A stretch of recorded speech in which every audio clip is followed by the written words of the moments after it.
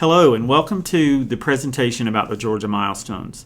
This is Ron McAllister. I'm your principal at Kelly Mill, and I want to start by saying we appreciate you taking the time to learn more about the upcoming assessment that every school in the state of Georgia will be having this year. It is called the Georgia Milestones, and today in the presentation we'll talk about three specific areas. Area 1 is from CRCT to Georgia Milestone. The second section will be the role of the school, and the third section will be the role of parent in helping all of our colts be as successful as they possibly can on this new assessment. I also want to reiterate that we have every confidence that our colts will be well prepared to show all that they know and are able to express their thinking as it's required on this assessment. Additionally, assessment in Georgia is nothing new. We are not surprised that at the end of this year, in April, we will be testing. In fact, we have been testing in the state of Georgia as long as there have been standards in some form or another. We have gone through different standards in Georgia as well as different names of the assessments, most recently, and you are familiar with, the CRCT. As we think about moving from CRCT to the Georgia Milestones, it's important to realize that there are some commonalities with the test format, as well as some nuances to differences of the test format. Let's start first by looking at the CRCT, with which we are all familiar, and talking about its current format. Students at grades 3, 4, and 5, when taking the CRCT, took the CRCT across all the content areas. What was common to any section of the CRCT is that students had multiple choice, or as we may now call them, selected response items. We are familiar with the selected response items because those are the format of here's a question, and then students are to select the appropriate answer from choices A, B, C, or D. On the Georgia Milestones, students will also have selected response, multiple choice items, and in fact, those will be the majority of the items that students will see on this new assessment, the Georgia Milestones. One of the very distinct differences from the CRCT with the Georgia Milestones is the emphasis and the expectation that the learner will also be given the opportunity to show their thinking and explain their thinking in written format.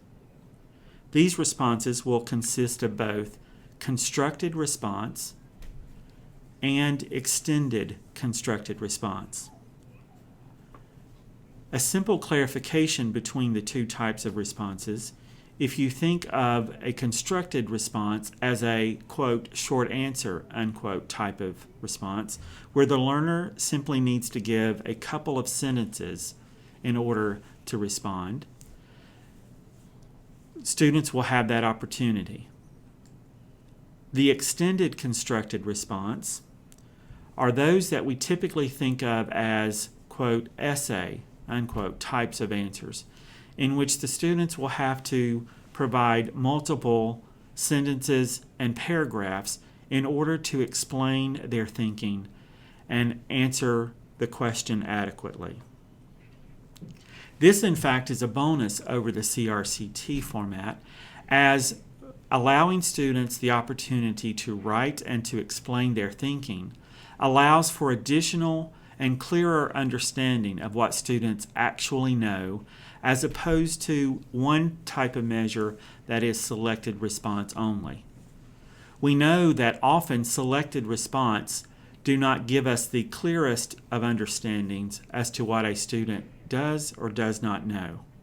But when a student has to explain in writing their thinking, we are better able to assess their level of achievement within any content area. So to reiterate and to emphasize, one very important difference is the fact that the milestone expects the learner to explain their thinking. So the emphasis on thinking and explaining their thought process is something with which our learners will have repeated exposure and in fact have had lots of exposure while we have been at Kelly Mill. Again, we feel confident that our learners will be prepared for the CRCT as we have been teaching those types of things in terms of having kids write about their thinking and explain their thinking long before we knew that the new assessment would be called the Georgia Milestones.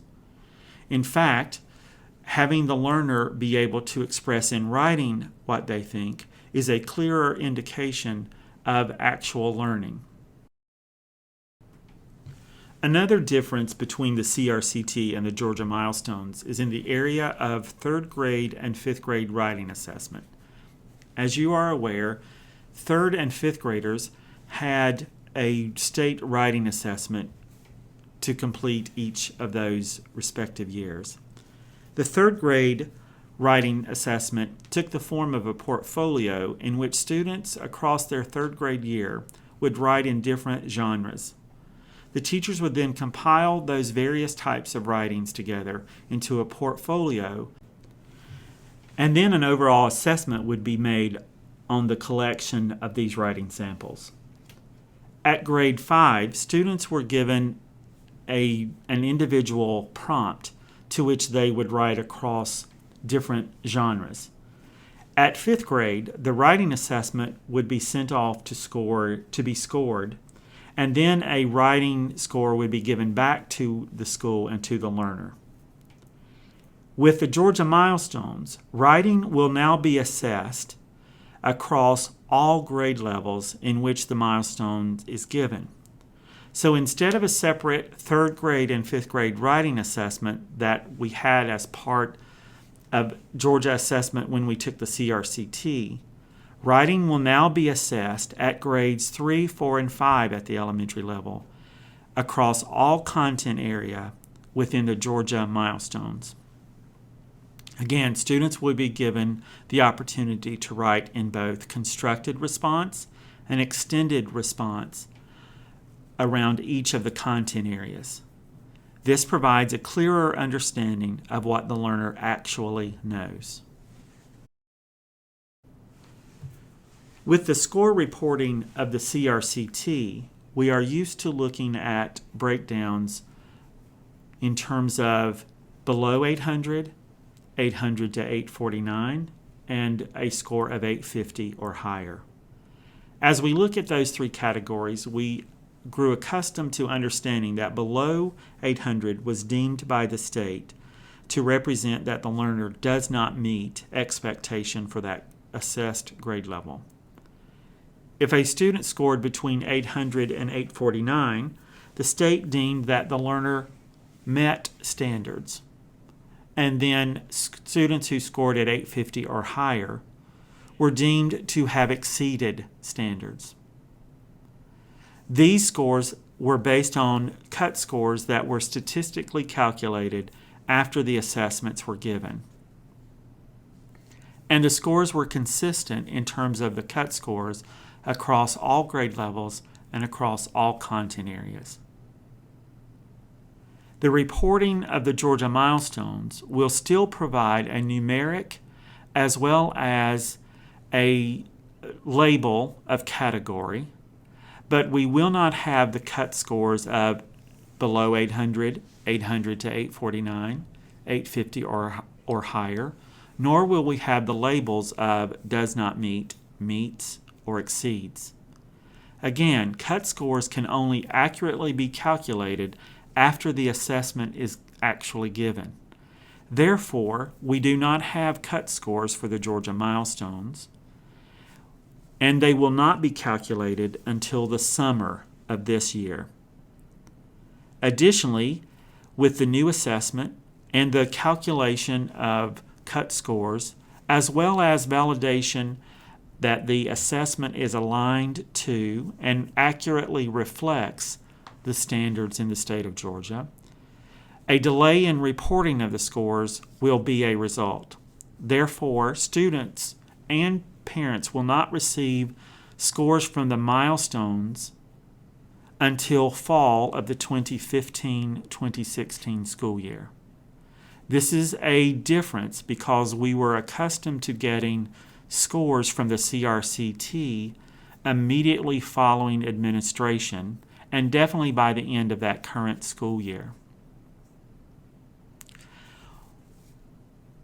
As with the delay of scoring, at grades 3 and 5, which have been aligned to promotion and retention guidelines based on CRCT performance, for the current academic year of 2014-2015, Forsyth County has received a waiver in which the promotion and retention guidelines for this current year only will not be based on end-of-year assessment scores.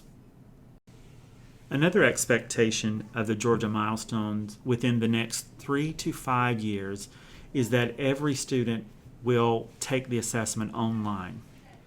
This year, our students will be taking a paper-pencil version. But again, over the next 3 to 5 years, every student will take the assessment online.